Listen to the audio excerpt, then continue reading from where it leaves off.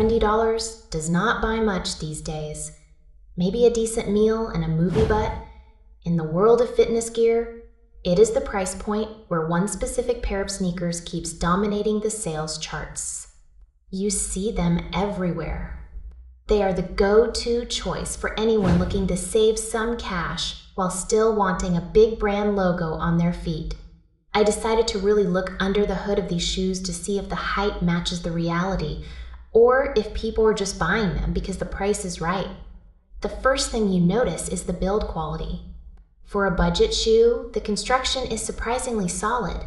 They use a compression-molded foam in the midsole that feels firm and responsive rather than mushy.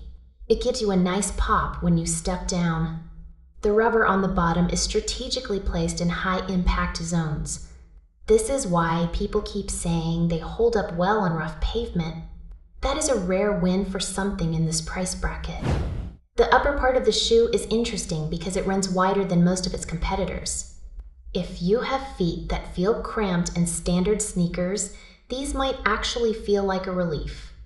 They added leather overlays to keep your foot locked in. The mesh is breathable enough that your feet will not feel like they are in an oven during a gym session. But here's the part that everyone seems to miss.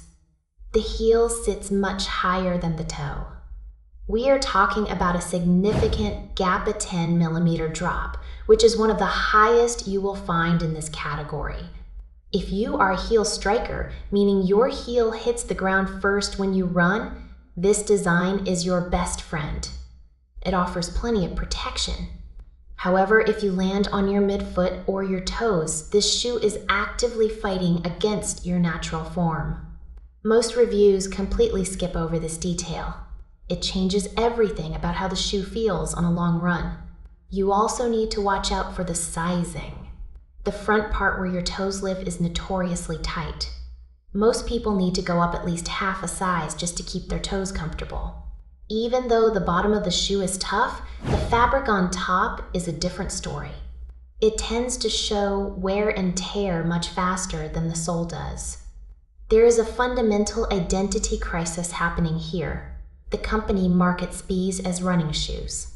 But if you talk to any serious gear tester, they will tell you these are actually cross trainers. There is a huge difference.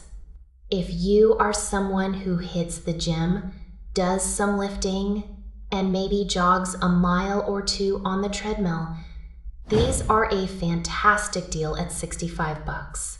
They handle that variety of movement better than almost anything else at that price.